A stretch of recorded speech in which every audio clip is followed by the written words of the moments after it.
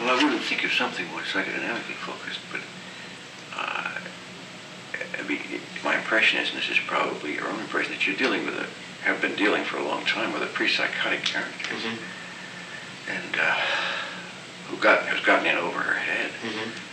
Good. And I mean, there's numerous evidences of which the gravest, probably, which is the very poor selections, the decisions she makes about things like this criminal boyfriend. And what you're confronted with is, no doubt you've already sensed, is a downhill course with a state hospitalization and the usual kind of tragic outcome. And how you orient that, if one means by psychodynamic some kind of insight therapy, I think it's very strongly contraindicated. But if one means by it the character management, yeah, that's more of the question. Right, how one sizes up her particular difficulties and gives her the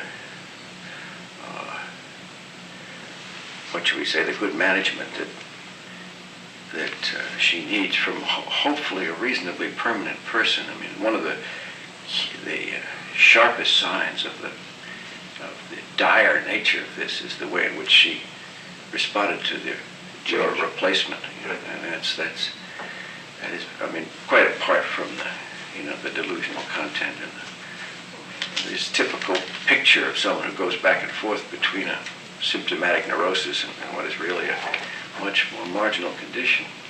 And the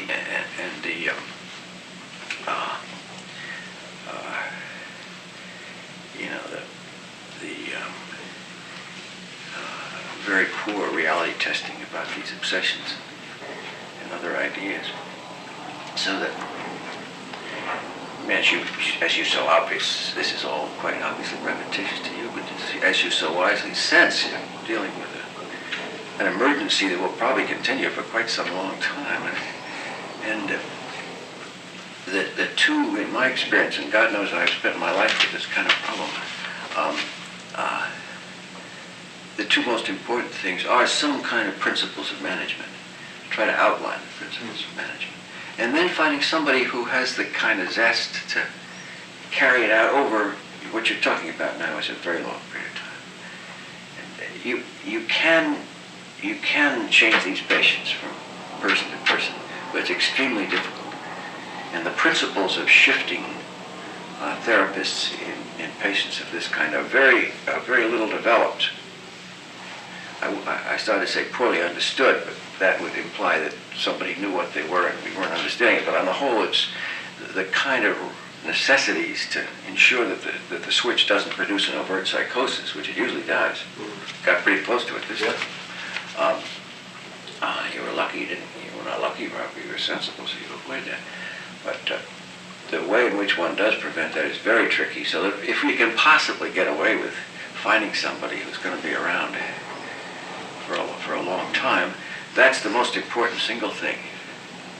The principles of management being secondary even to that. And the other thing is that, and here's a matter on which I probably shouldn't enter at all, but I'll tell you what I think anyway, and you can seek wiser heads than mine, or use your own wiser heads than mine, is the way medication is used in these cases. I think it should be used conservatively, but also experimentally, in the sense that, for example, very small doses of phenothiazines are often extraordinarily helpful in people who are dealing with rage. I mean, however much we are sold on the possible dopamine, phenomena in relation to phenothiazine, in my opinion, the common denominator of success lies in the extent to which the person is dealing with unbearable rage. And in whatever way possible, I think the phenothiazines diminish rage. They also diminish sexuality, but they diminish rage even more. So when someone is worrying about murdering someone, if you can get a little phenothiazine, they're usually a little bit more comfortable. The other thing is, as we know already, these drugs are not very specific, so that even before you try something like phenothiazines, I like to see, a little Ativan or something to see if that doesn't do it too. it's quite surprising how sensitive some of these even pre-psychotic characters are to anti-anxiety drugs. And as I say, that comes out of an enormous experience of my own. And it's also true of mild doses of antidepressants. So the specificity here is hard to find. But when you're dealing with, I don't know whether the term means anything, psychotic rage, where the patient has very large blocks of unintegrated fury, then the phenothiazines is something to keep very much in mind. Not much, but enough. Certainly not beyond the point of akathisia, but up to it.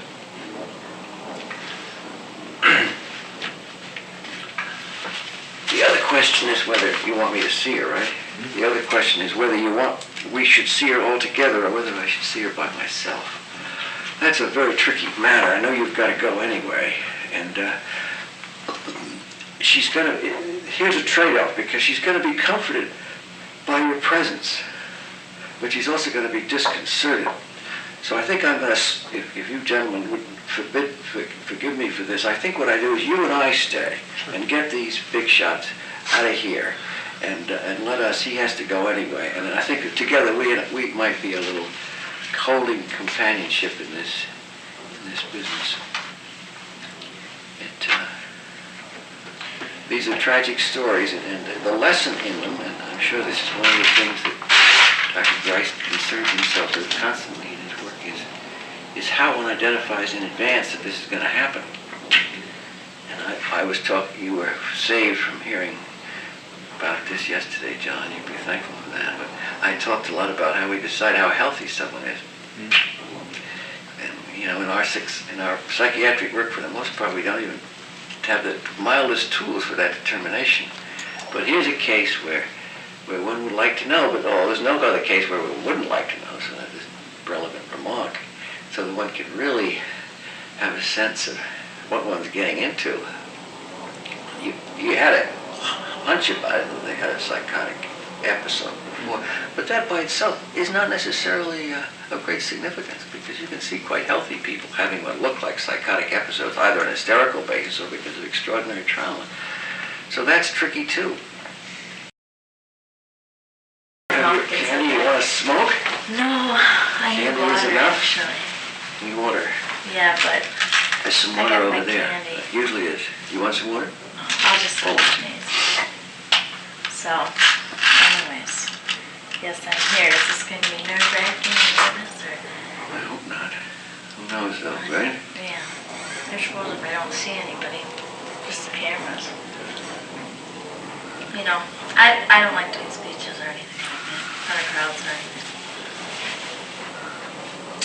So what in God's name should we talk about anyway? I don't know. You ask the question. I wish I knew what to ask. But you've been having a hard time with it, right? Mm-hmm. Yeah. I had a very hard time coming out of it. You're feeling better? Yeah. Oh, good. Well, that's good news. But I was really bad for 5 years. Until 5 years? Yeah, until That's... Dr. Grice started desensitizing me. Mm-hmm. And that was 2 years ago, wasn't it, I think? Mm-hmm. And that's been a big help. Yeah, it has, but still still don't think I'm okay, and sometimes I think I'm worse than they want to take it serious, I think they don't take it as serious. I really think there's something could be wrong with me, because when I get these attacks. Something could be wrong. Yeah. Well, there's something wrong with all of us. God, Yeah. none of us are perfect, but you meant something different. Yeah. Like, with my fear, like I'm going to go nuts. Mm-hmm. I feel sometimes when I'm in the shopping malls that, why not? Why don't I just do it, Then they'd say, hey, she is sick. Let's put her in the hospital. Talk her away. Yeah. Because I still obsess about that kid at Westtown that I took. Mm-hmm. I keep thinking I kidnapped a kid. Mm-hmm. A couple months ago, and I'm trying to ignore it. Mm-hmm. Even saying, well, if I did do it, I did do it, and just forget about it. It's not a very reassuring thought, though, is it? No. Not the kind of thing we would like to be responsible for having done. Yeah. No. So you've had an awful lot of experience crammed into your short life, haven't you? Yeah. I do. I feel like I'm 80 sometimes. 80? Yes, Yeah, 80 years old. Yeah, right. Even though you're young and starting out in life, you can feel like you're 80 years. I wouldn't want this on anybody. No, you wouldn't. It's You're terrible. not your worst enemy. Well, maybe I'm your worst enemy.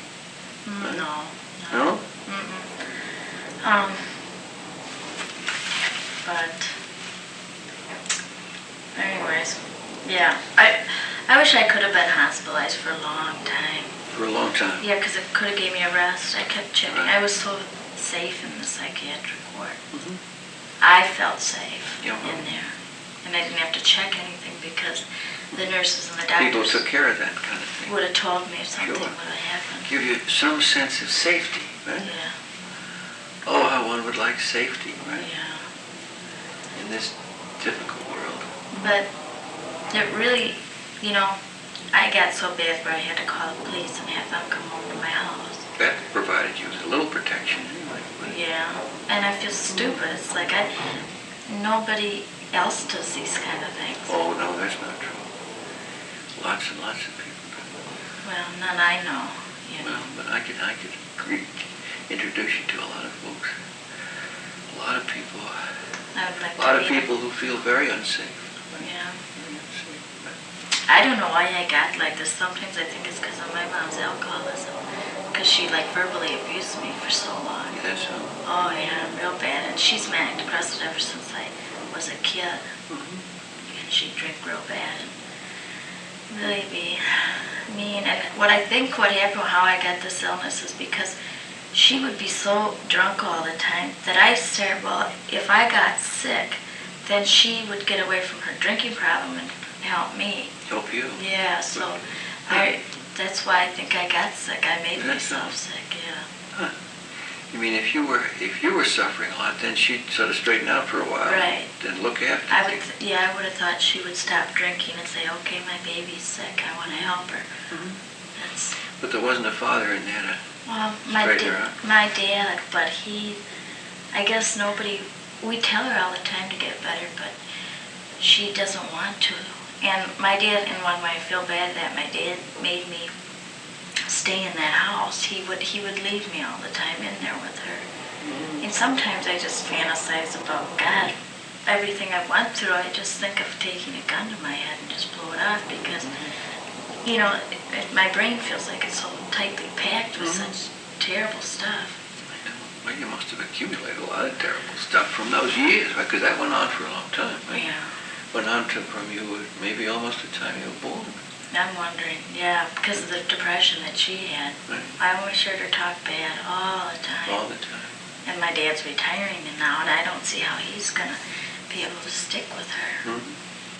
She's really bad. She needs help, too. But what can you do? If I would have tried to commit suicide, they would have got help for her, too. Yeah.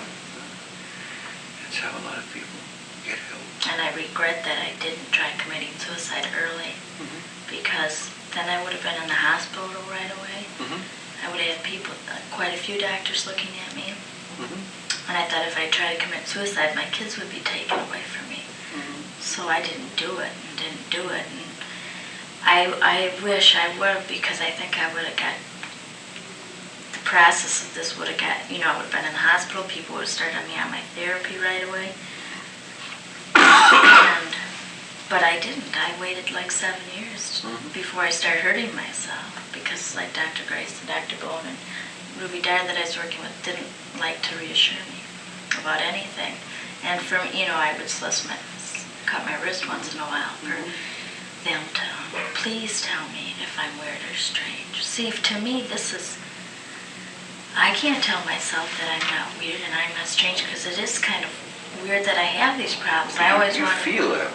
I always wanted Dr. Grace to say, well, Jane, you got problems, and don't worry about it. Don't worry about it. But from what I was getting, he was giving me the sense that I was weird. But then he'd say I wasn't, so he'd give me 5 different answers all the time. And you were the only young person in the household. Right. There were no mother, no brothers and sisters. Yeah, they're all older and moved out of the house. They had moved out of the house. Yeah. So your mother had really started drinking shortly before you began it. Mm-hmm. And they all moved out and they all had families. Mm-hmm. And I would call them and I'd say, get me out of this house. I hate it. I can't stand it. See, my mom would paw at me all the time. She teased me all the time with this mental stuff.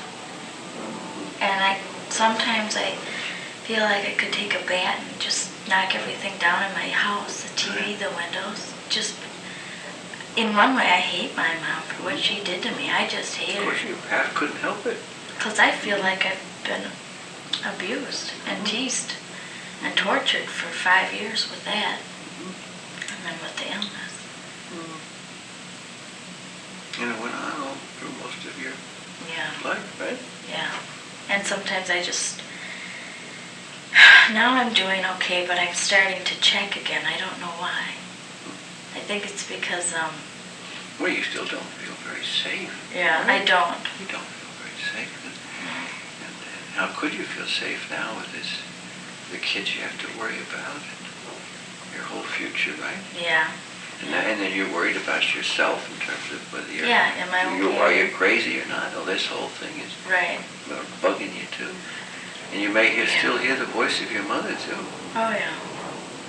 Some of those voices, when they start in young, boy, they never get shaken off. Yeah. I don't say never, but they have a hell of a time getting shaken off. Do you hear her a lot? Mm-hmm. Well, yeah, I guess. Yeah, because I started to become like her. I was being conditioned to be just like her. I mean, I'd be the same if I went out on a date. I'd treat him like, crap. Because my mom treated my dad like that. All the time. He'd want to take her out to dinner or go somewhere, and she'd pull this last-minute thing that she's sick and she doesn't want to go. And I started doing that too. And now that I am away from her, I'm not going to be like her because I feel like I have changed. You can't treat people like that. It just gets thrown back in your face. I know, but sometimes you can't resist it. Sometimes it just sweeps over you, Yeah. But what bugs me, too, is about my dad, why he can't do it. He tells me, just leave her alone, let her yell and yell and yell, just ignore her.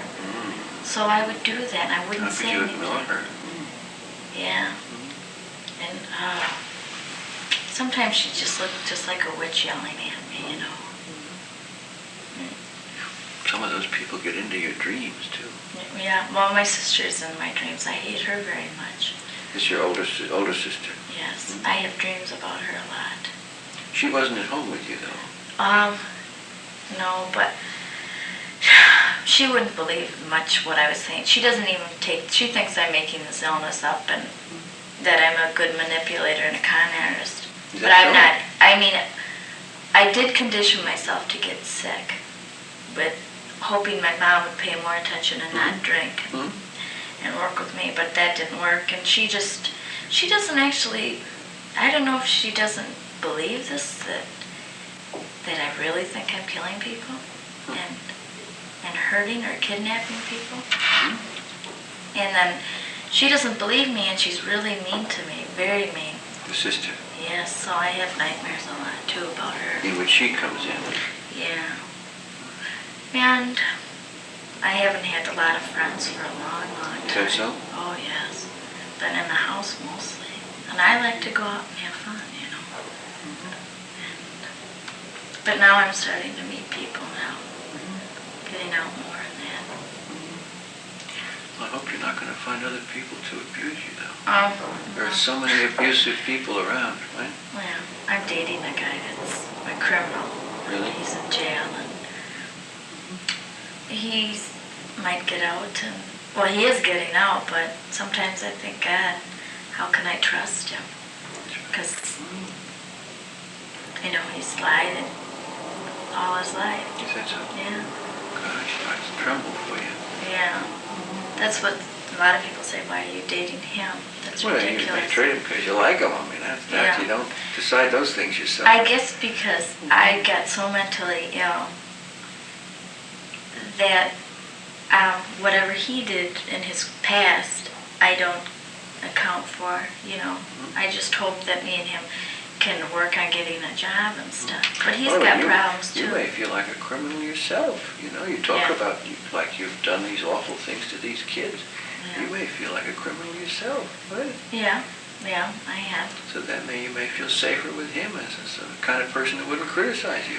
Yeah, I guess he'd understand more. I understand that, right? Sure. And he may be a very nice person, just because he's had some bad luck with the law doesn't mean he's really a bad person. No, he's nice sometimes, but he does have problems, I think, which we want to go to counseling together for. But how are we going to clear out that head of yours with all that packed up stuff that the years stuffed in there, right? I think when you do this to people, when you start desensitizing them, that I think you should put them like in the hospital for like a week or two just to get rest. Not that they're going to stay there. And I wish, you could have a clinic for obsessive compulsive people and make them cook on the stove every day and not wash their hands or whatever, but like a classroom type. That whatever their fear is, if they're afraid to cook on the stove and make whatever, cookies, and then just shut it off and go sit down. But be in like a hospital atmosphere, being desensitized in that. Because to them, they'd feel safe at the same time they were doing therapy. Because when I was getting desensitized, I'd be in the emergency room every week, or I'd be calling the police and saying, I want to go to an institution. I said, I'm more than willing to go. Why won't you put me there? And then now I have to suffer with the fact that I really could have kidnapped that kid, because at first I really thought I did. And then I looked up to see where he was, and he wasn't there. And then I have to, I have to go out and apply for a job, and I have to, try to work real hard so I can get my kids back and stuff. And it's like, why? Why am I even trying this? Because if I did take or touch or attempt to grab this kid, why should I even be walking around? Right. Well, you do feel like a criminal. Yeah. Criminal waiting to be imprisoned. Right. Exactly. Yeah.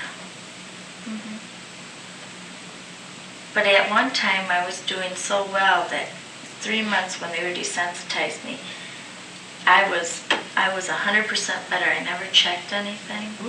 I could drive. I wouldn't check. I wouldn't think I killed anyone because my thinking got clear then. It just for some reason, hey, I'm not killing these people, and because of the exposure treatment, I would go out in the shopping malls and stuff.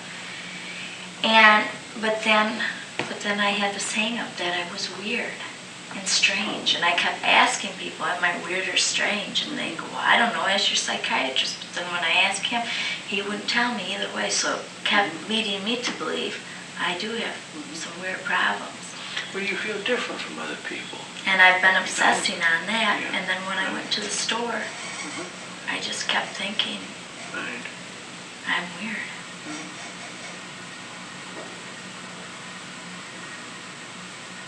Well, something has to be done. Yeah, I think so. Sometimes I think it's too late, though. That shadow can be lifted from your life. Sometimes I think it's too late. Well, how else could you feel? Because you've never experienced anything else probably in your life. Yeah. And lately, I don't know if it's a memory problem or what, but people have said, I'll be talking in conversation like today. Mike had said that last week the meeting was for 9. Well, he called and said, make sure you're there at 8. And I said, no, it's 9. He said, no, it's 8. And I swear to God that he said 9. And another thing that bothers me when I was sick is I would have this obsession that the door wasn't locked, so I would check it 15 times. And I did. I did that night when I went to bed. And I woke up and the chain was off, so I must have been walking in my sleep and walked out in the hall where I live in my apartment. And I tell the therapist this and everything, but they go, so what? And I said, so what? Look, I'm mentally ill. What happens if I'm killing people when I'm going?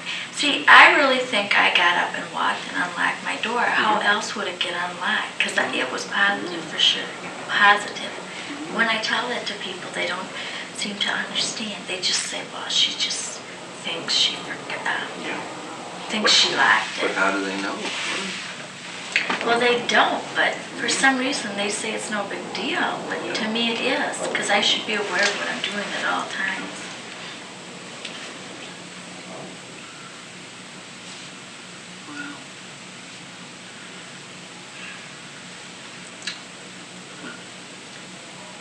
So, I don't know, sometimes I think I'm more sick. Because when I went into the hospital 2 years ago, I thought I was hallucinating or something because my mom was drunk and she was saying that I was never in the kitchen talking to her and my dad. And my dad was sitting there and he wouldn't tell me. He wouldn't tell me if I was there or not because my mom was so drunk. She kept saying, you were sitting out in the dining room all the time. You never came in the kitchen and talked to us. Then I went to get the glass of water right after that, and I saw water in the glass, and then I went to look, and there was no water in the glass. And then I thought I was hallucinating, so that's another reason they put me in here. And then I asked Dr. Grice, when I first started working with him 2 years ago, I said, I was just in the hospital last week. Have you read my chart? Well, no. I think he just doesn't want to believe it. I guess they think it's more delusion than hallucination. And see, when I tell them what really bothers me, what's serious, they don't take it serious. You know why they don't take it seriously? Why? I don't.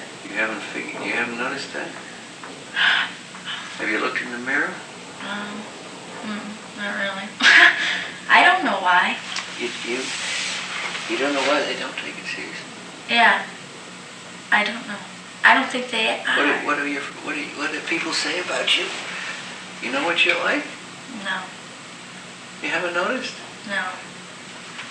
Now there are people listening to this, and they won't believe that. What's that? They won't believe you haven't noticed what you're like.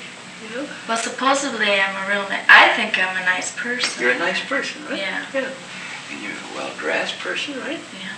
I used to have a lot of fun. Take good care of yourself, and you're cheerful and sociable, right? Yeah. Huh? But then there's that other part. Aha! The other But how are they going to know about that if you've got this nice and friendly and very pleasant, attractive alternative, right? I'm a guilty person. I feel guilty, you know. Yeah, well, if I do something bad. I bet you do. You feel like you're a kidnapper and a murderer and a criminal, right? You must feel perfectly ghastly, right? Yes. But in the meantime, what are we looking at? Well, supposedly I'm pretty, but with my mental illness, I think I look terrible. Just a question of just being pretty, but you look at here, you're sitting talking to me. You talk to me like we were talking about somebody else, right? Not this life of yours, which has really been very difficult, right? Yes. It's been a giant nightmare, right? That is part of me. But you sitting there like everything was going to be all right, and they begin to believe it, you know? How are we going to make them realize that your life is a horror? I don't know. I keep telling them that, but they seem. How can we make sure that they never forget that perhaps through your whole life you've been miserable?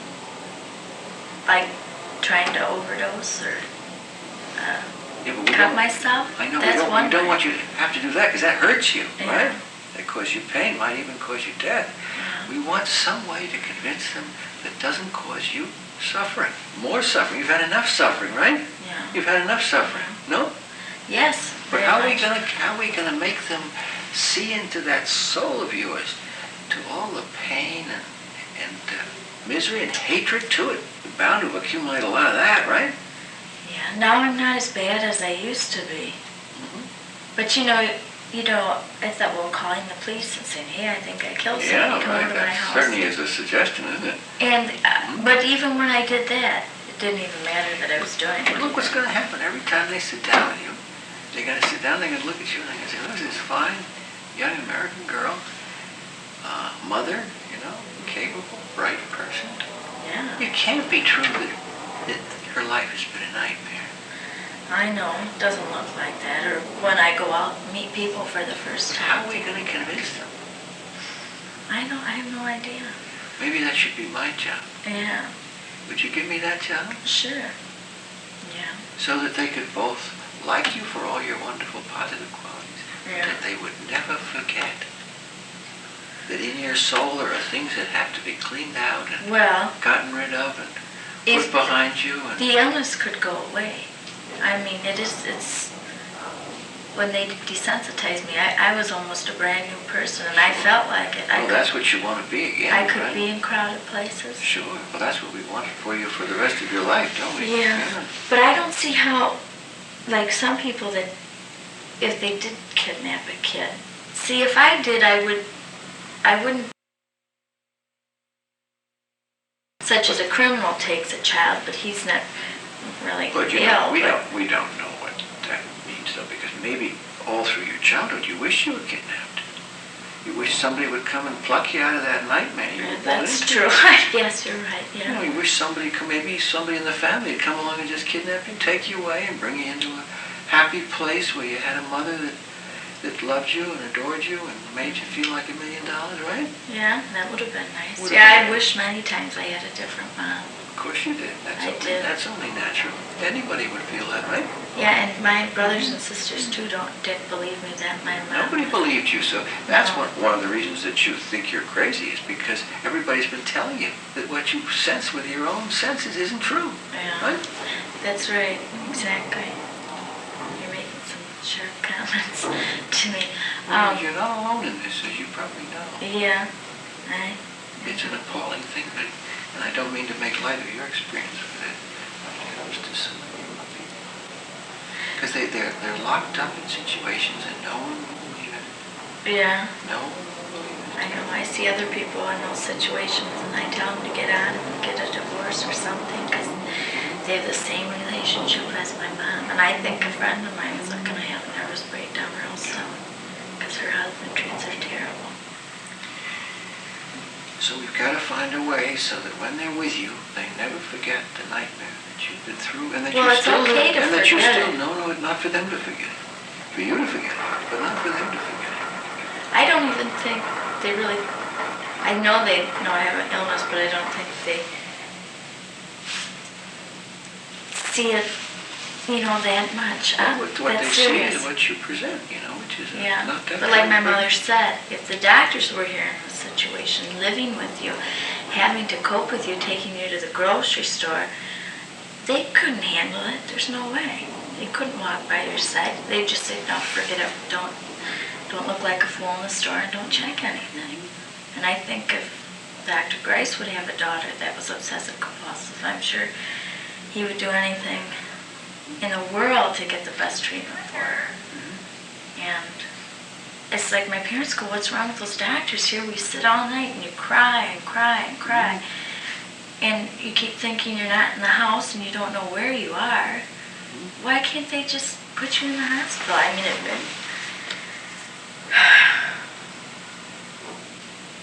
I don't know. I guess you have to have a lot of compassion for these people, I mean, one, to be a doctor and do your job, but then to really care about them too, on the other hand. Because, here's a person like me that was born a happy kid and everything, and all of a sudden my mom started verbally abusing me, and look at, I feel like I've lost like 20 years out of my life. Because I wouldn't have had this nervous breakdown, I would have had probably a good job and a lot different lifestyle. That's right. Now. Very different. Yeah. Hopefully, yeah. Yeah. That's right.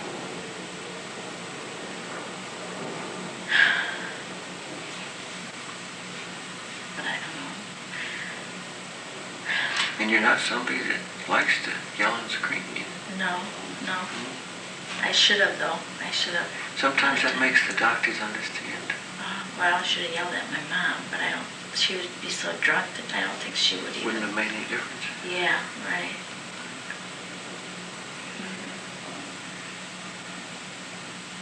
I don't know, like, they gave me a man that I could talk to. I haven't called him yet because I've been busy keeping myself occupied. Now I don't have the kids, so I try to get out of the house as much as I can.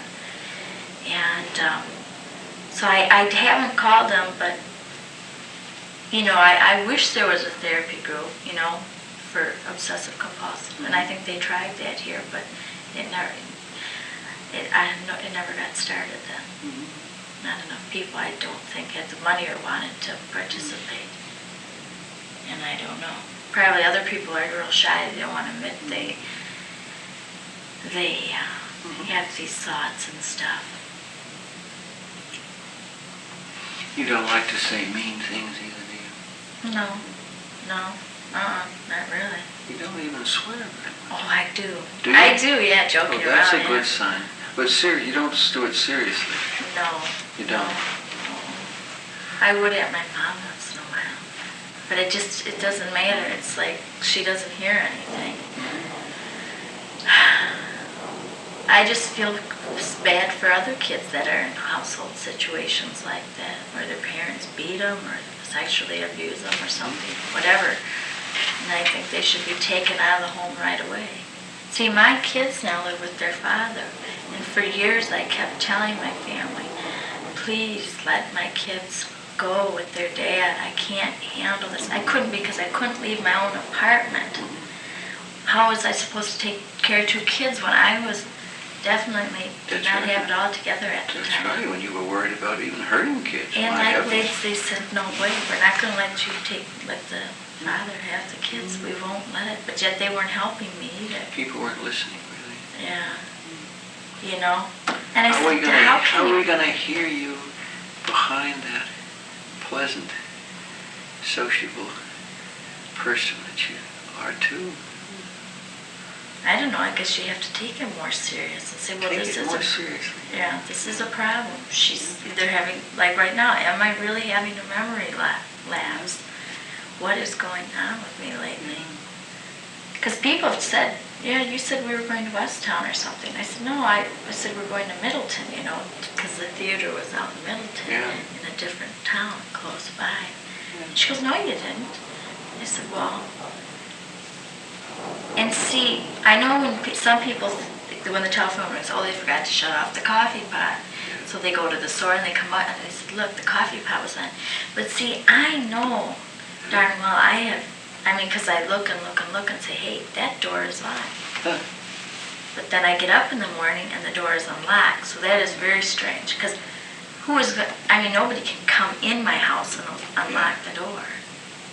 That's what is weird. So in one way I think I'm psycho and I'll do something I won't even realize it. See how she was there that last 2 or 3 minutes? See how she began to deepen what she says? It's like she talked a little more passionately about how she is, how she really feels. Yeah. So it's there. One can get to it. Yeah. Nice to see you. Oh, nice to meet you too. See you. Very nice to Good talk luck. to. Yes, thank you. Give us a chance. Yeah. Okay. Alrighty. Well then. Don't be too nice not to. I know. No. Take that advice. Practice yelling and screaming and Yeah, I will. go home and read great poems about suffering. They talk to that. Yeah. Okay. Bye-bye. Bye-bye. Is this all over? Mm-hmm. Okay. Bye-bye. Nice meeting you. How you could find that woman, Miss Sweetie Pie, Miss Cream Cheese, sitting there looking just like an ad for one of those sportswear companies. And tell you in 1,000 different ways that she's crazy. And, but you can't believe her. You can't believe it. She just contradicts it in all her manner. And so that you have this, it isn't right to say that she's superficial so that the deepest parts of her suffering are lost to you. It isn't, it's subtler than that, it seems to me. A little bit there toward the end, when she began to move her hands and her body a little bit more, you felt the emergence of just a trifle more of a whole human being. And you can understand what Wilhelm Reich was trying to do when he was talking about the body armor and the fact that you might want to really sometimes literally hold someone, make them breathe a certain way so that there would be more of them that would be breathing, not just breathing superficially. And as I told her, and I was surprised myself that I would have done it, but as I told her, how can we make the people who take care of you understand that you live a nightmare? And that nightmare consists, as it usually does, in thinking that you're crazy, and which is in fact partly true. And how can they penetrate beneath the surface of those, superior appearances into some kind of contact with this nightmarish person inside? And she just turns off your concern right and left. And what is the result? She has to escalate the gestures by which she then re-alerts you.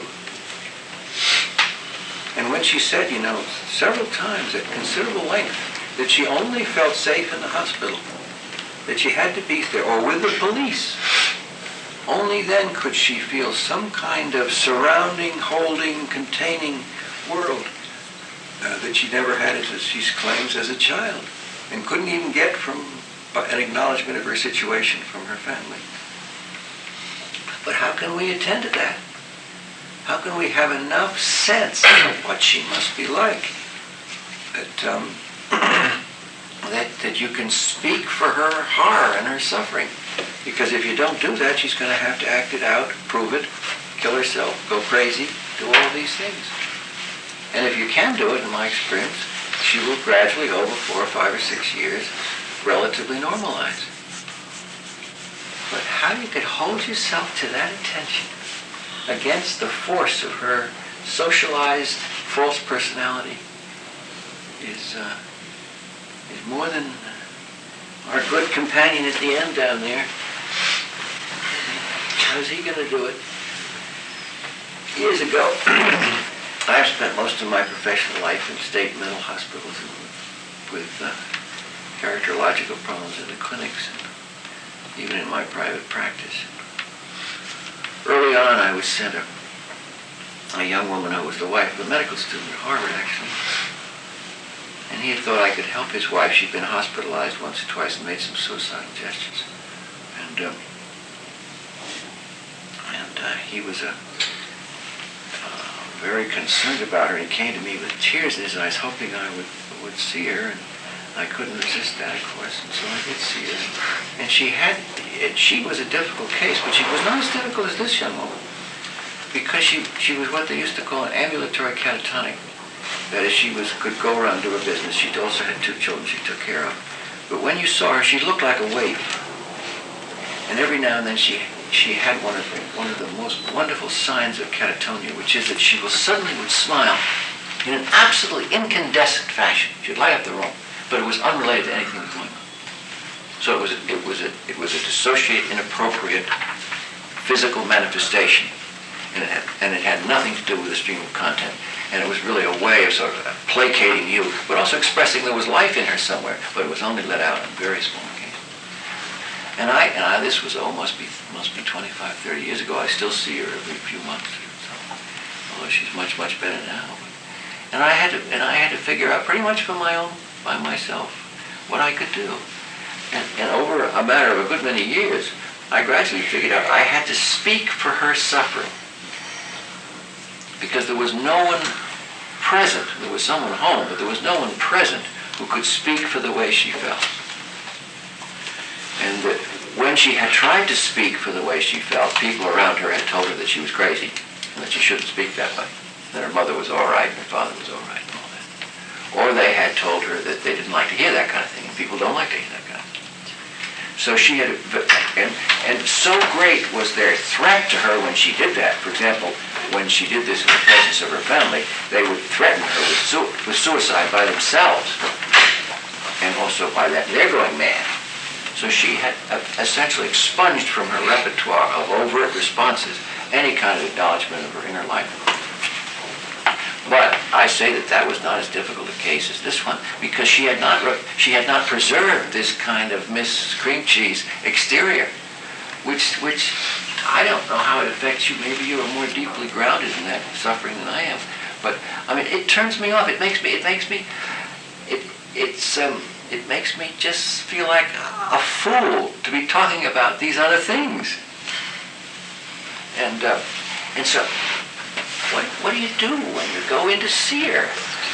Do you go and read, what would you read? Let's see now, to prepare yourself in the most morbid way possible for a confrontation with an inner life so utterly disguised.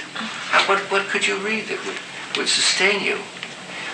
You know, if we were real doctors, really oriented, this wouldn't bother us. I mean, you know, the surgeon, when he looks at the patient's body, looking hopefully a lot better than mine, looks at it and says, he looks okay, but I know there's something growing in his bladder or his gut which will kill him.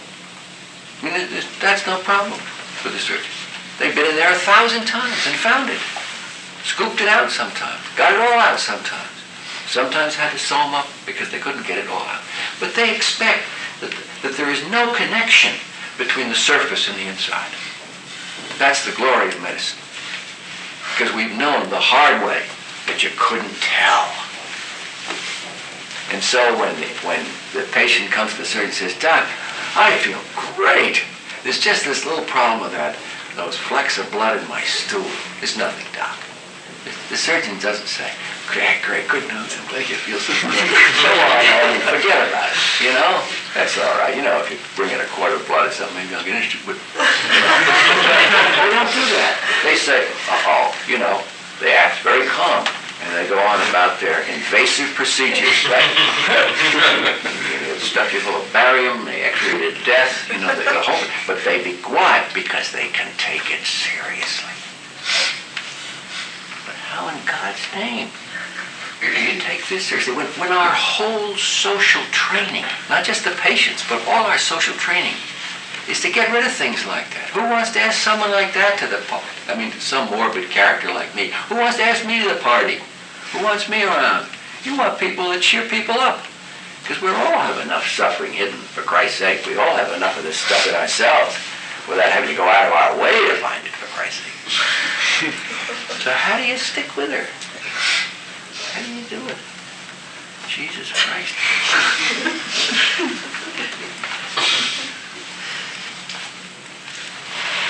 You tell me. You're talking about the incongruity between how she's saying she feels and how she appears, and you never explicitly pointed that out to her. You never tried to give her that feedback. And I was wondering... Because I was afraid that would make her feel even crazier. And that's another problem. See, if I say to her, you know, you're crazy inside, and on the outside you look awful good, what's the matter with you? I got pretty close to that. I mean, I said to her, geez, how are we going to take seriously your suffering when you're such a great-looking young person? And I did that for two reasons. One, I wanted to make the point you're making. But I also wanted her to feel that I didn't dismiss her because she was crazy. I wanted to feel that she knew that I knew. That there was parts of her that were great and fine. We don't want her to lose them, but we do want her to speak the rest of it. That's what I wanted her to do. So I did it that way. Does that make sense? Not with somebody like her, but in other situations similarly, I've tried to use videotape, having the patient and myself watch a videotape of a session, and it's had mixed effect. It has mixed effects. It's an interesting thing to do, and a very interesting thing to study and develop. I've had some experience with that too, and very often the patients do not see the positive side at all, that the inner life crowds it out. But there are variations, all of which are very interesting. Yeah, if somebody went to a physician with the flecks of blood in their stool, you would, a physician might consider it as a manifestation of like an underlying disease process. And the Which is what difference she called here- it. She called it underlying, I have an underlying disease. Yeah, that's it. I have an underlying disease. With OCD, though, sometimes there's a problem. The typical behavioral way of looking at OCD or a lot of anxiety disorders is that it's sort of like a salivation response that's been conditioned, like a Pavlovian response. And in that case, the best way to treat it is to not reinforce it. Sure. And not, in fact, you wouldn't want to talk more about her. Sure, just as if you found out those flecks of blood were due to hemorrhoids, you wouldn't want to open up the patient and look around for the tumor, right? So the question is, How do you decide? Do you decide, that it's something that's not to be reinforced and then should be extinguished by ignoring it, or do you actually do what you did and go into the But rage? I did it, but you all in the clinic have done exactly what the people do in the surgical clinics. You study the patient, right, and you find out, you try to see if they respond like the hemorrhoids, right? And then you go in later on when that doesn't work to look for something deeper, right? Now, if we were of more advanced science or art, we would be able to take a measure from the beginning of how deep it went, right? But if you were unfortunate enough to have been here yesterday, you would have known I was talking a lot about how you decide how normal someone is, how deep the lesion is, right? And we don't know how to do that. So we do what you all have been doing here. You work away as best you can with the tools you've got, and if they don't respond, then you try something else. But one of you, some bright person, is going to tell us one of these days how we can take the measure of someone like this from the beginning, so we know how deep we're going to have to go. That doesn't mean we won't also do the procedures, exposure procedures and the rest of it that you've done, or the medication, but we'll be more aware of how much trouble we're getting into. But that's a very hard determination to make. It's easier now after we see a course of time. So I didn't mean my remarks to be critical of what the folks have been doing already. What I was thinking is that part of what you're saying kind of reflects a different type of view of what the obsessions mean. No, it's not. The students of obsessions have always seen that they are sometimes manifestations of psychosis. That's in the literature. I could show you that in Kreplin, and that's 100 years ago, and it's even earlier than that. No, we know that obsessions can be manifestations of many different disease conditions. Schizophrenia, depression, neurotic conditions. Is there any question about that? And that doesn't mean they may not respond for themselves to those conditions, but it means that something else has to be paid attention to too. Because, I hope I make myself clear. I don't want to be a smarty pants who comes along afterwards and says that there was this thing all there, because all of us have missed these things from the beginning. Not missed them, but not known how to take the depth of the problem, right? Because there's this whole problem we talked about yesterday of hysteria, of people who put on pictures for special reasons of their own, which complicates it immensely. I don't think that's the case here. I don't think this is an hysterical manipulation. I think this is the real thing. Can you talk a little bit about that question more in the context of how you use language, empathic language to stay with her, but also how you don't, in a sense, reassure, and you use in making contact counter-assumptive and counter-projective kind of statements, not to buy into the patient's sort of pathologic view of things. Can you talk a little bit about that in terms of the... Well, I wish you would talk about it. You write another chapter to offer it, because I didn't succeed in making contact with this person, in my opinion. Not as robust a contact as I certainly would have liked to have had. I mean, I think a little bit toward the end, I got a feeling that she was more with me. But it was a mere blip on the screen. And I tried a lot of different things in the course of that, but I very seldom felt a genuine resonance, perhaps never. So you write a chapter on how to do it there. Seriously. Excuse me? Given the way you're thinking about her, does it make sense that she wouldn't connect with you very much? Oh, yes. Yeah. I mean, it seems that if she's that, if her pain is that great, and her wish to connect, in some way is so strong. But you noticed too, I'm sure, how tricky that is, because she says repeatedly to me, I've tried to tell them, I've tried to tell them, I've tried to tell them, and they will not take me seriously. The family wouldn't believe about my mother, my sister particularly wouldn't believe about the mother. And she said something very interesting, and I don't know whether this was a surprise or not. She said she didn't want to take care of those children. No, that's pretty clear. Yeah, well, I thought it was very clear, but she was obviously, and I caught from some of the written material that she was not supposed to think that way, that there should be a custody battle. She doesn't want any custody battle. So in other words, she's encouraged, her family encourages her to put up a fight for those kids. But she's going to frustrate that battle, and she's going to, in my opinion, have to appear crazier and crazier the closer she gets to success in getting those kids. In getting them out, or? In keeping them. And she doesn't want joint custody. She wants those kids in that man's hands, much as she may regret it and mourn them, etc. in the past. She calmed immensely. Excuse me? She calmed immensely after a real torment within a week after the kids were on home. Well, Real striking. she's not ready for that. I mean, some people, if you want to go back to this question about the importance of, how much resources a person has, if anybody wants to kick themselves around about this case, any of our cases anywhere, and all mine included, if you look back on them, most of them you can find some reason to kick yourself around about. But if you want to kick yourself around about this one, you could say, well, look, our successful treatment of the symptoms made it possible for this young woman to get married and have kids. Was that a good thing? Well, fortunately, we don't play God on those words, so we don't know. And that was the way it was. But you'd have to wonder. But again, that we cannot blame ourselves for, because we do not have procedures which allow us to take the measure of a person's strength. And until we do, we'll never know whether we're putting too much on the patients. It's just, it's like what you want is the equivalent of what the cardiologists do with the exercise tolerance tests. You come up to your doctor and you say, I'm going to go play 5 sets of singles this afternoon. Doc, okay? And you say, well, you had a heart attack 2 months ago. You think that's a good idea? And I say, sure, I'm feeling great. Never felt better in my life. The doctor says, is this a case of psychotic denial? Or is this man really better? So he says to the patient, hey, Buster, before you go out and play 5 sets of tennis, would you come over here for a minute? You see the machine? Okay, now jump up and down.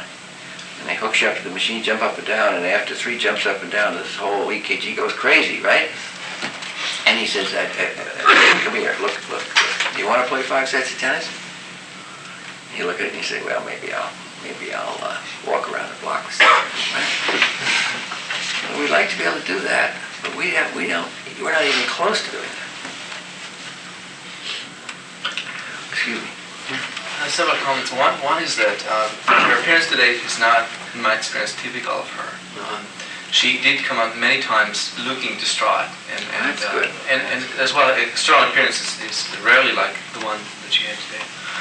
Second thing, I think, continuing the same thought, I think that what kept me away from getting into her suffering was not so much this appearance of person who's doing fine, but more my fear of her latching dependency.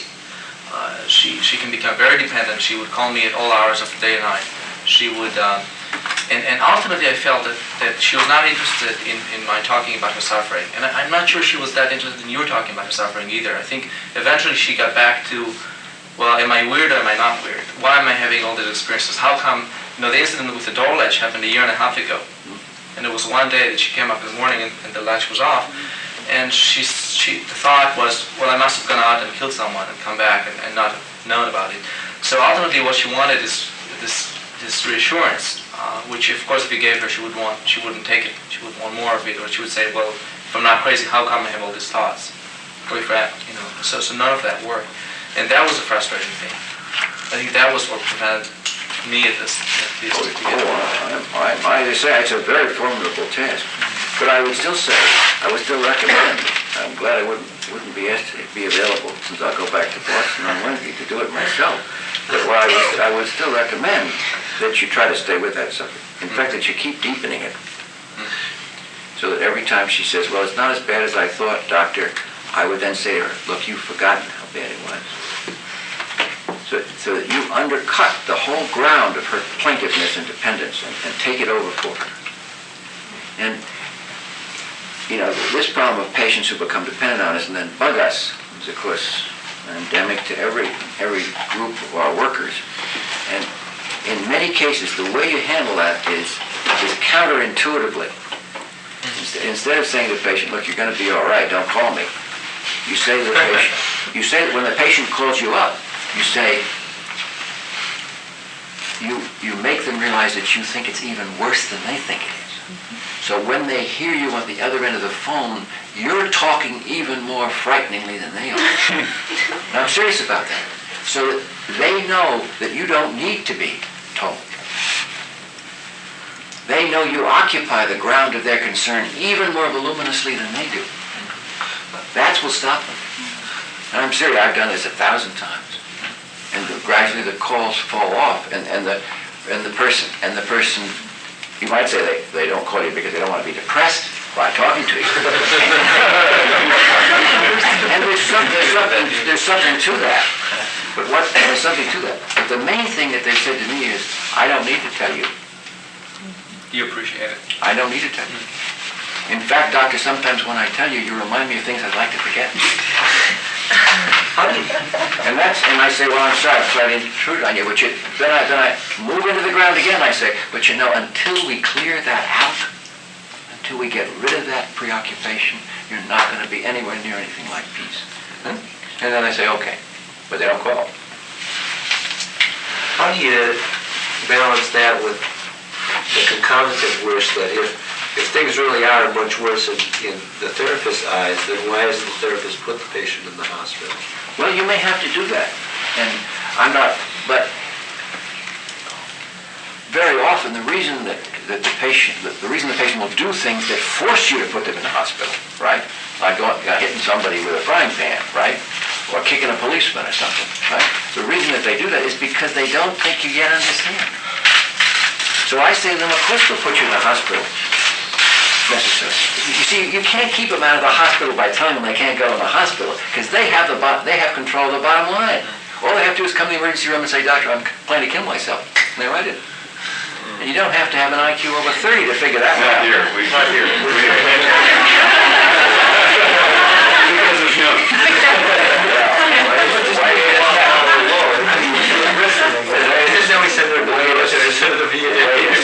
No, I don't care how smart he is, and I don't care how cool he is.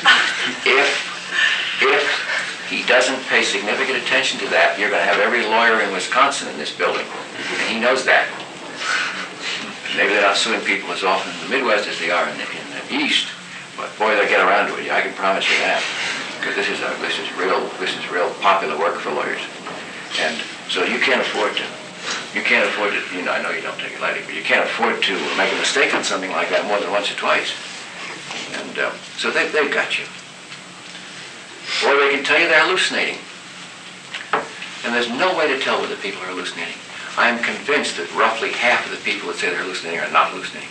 But they have found out that that's the way you get us. You know the famous Rosenheim article about how sane people in insane places, how you could just take normal volunteers and get them hospitalized as psychotic, easiest thing in the world, by training them to do certain kind of maneuvers. And a great many of many lingerers do this, but a great many of our psychotic patients know how to do it, to get in when they need to. So it's very hard to know when they really relapsed. One of the things that struck me listening to her was the information about her parents and her saying that her father's retiring, and why didn't he do something to help her with her mother? And I started to wonder about the function of her keeping herself, the process of her keeping herself functional as it helps out her mother, and maybe helps out her father. I mean, keeps him from having to deal with her mother. I mean, she's saying, how is he going to stand it when he retires? He hasn't had to deal with her all these years, but now he might have to. So I wonder if maybe there's something going on in terms of how she behaves with regard to changes that they're going through, and hiding her own difficulty as a way to help them out sometimes.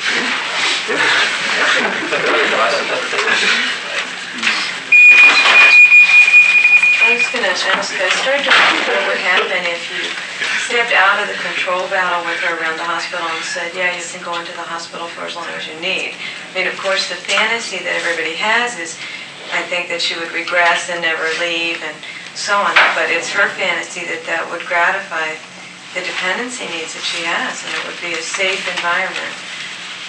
Well, I mean, would she sort of decompensate, or what would that? I mean, I think your speculation is an interesting one, and it might well be worth a trial. And the only point I take issue with you about is you're thinking that it makes a lot of difference what you say.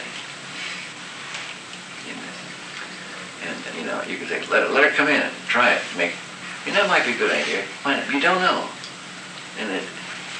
because you don't have contact with the extent of her emergency, of the desperation of her feeling.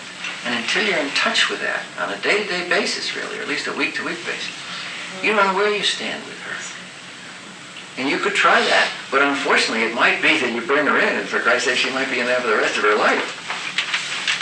Because it might be that's the best place she's ever been. And for many of our citizens, our psychiatric wards, even our psychiatric back wards, are the best places they've ever been. The only safe place they've ever found. Such is life on the outside. So it's tricky. Now, I don't think that terribly much matters either, because if that's where she has to go to, she's going to get there sooner or later, probably anyway. But because of our view of hospitalization, which is that you shouldn't have too much of it nowadays, right? You're going to have to get her out after a while. So sooner or later you have to face the task of weaning her from the hospital thing too. And that may be a formidable one, as we all know. Especially with a patient like this, whom the nurses like. Because a great deal depends upon how the nurses feel about the patients in hospitalizations. And if a patient is popular with the nursing staff, I mean, it doesn't make too much trouble, and is willing to, go along, even cooperate, you can have very long hospitalizations. And I know this from day-to-day life in Massachusetts. And that is sometimes productive for the patient, but then sometimes, as you're implying, counterproductive, and encouraging a kind of dependent status that no matter how many years won't wean her from. Last question. I guess it's sort of I don't know whether to call it devil's advocate here, but she has consistently had less obsessive thinking and has functioned better when she has had progressively larger blocks of time that have been structured. Okay, so I'm wondering whether encouraging that, I mean, just getting her into the workplace and otherwise helping her to structure her time might not be the best of all worlds for this woman. What she doesn't want to do, she resists Right. it very badly. I mean, she doesn't want to work, and she doesn't want to structure her time, so I think... Well, I think there's a lot to be said for that. I mean, I think that she needs structure. She lives in a chaotic inner world. I don't think that's the main thing that's going to make a difference. Because you still leave untouched what I think is the central part of her problem, which is the way she feels inside and the residue of her experience. And until you make actual human contact with that, and keep in contact with it, you're not going to affect that. She said a very interesting thing. She said it, I think, 2 or 3 times in the interview. She said, yes, my agoraphobic, she didn't call that, but my symptoms got better, but then I went back to thinking I was crazy. So I don't think you're affecting that much so far. I mean, it's true she can get around, but what gets around is a feeling I'm crazy. Maybe there's no dichotomy between those two, what you're saying and what Leslie sounds like. I'm reminded of Mrs. X in Winnicott, where they had that very similar case, where they basically had to provide that structure, but then they had to acknowledge what was inside. And so So maybe those two things go together, and so I, for once, got the last word. So we'll stop.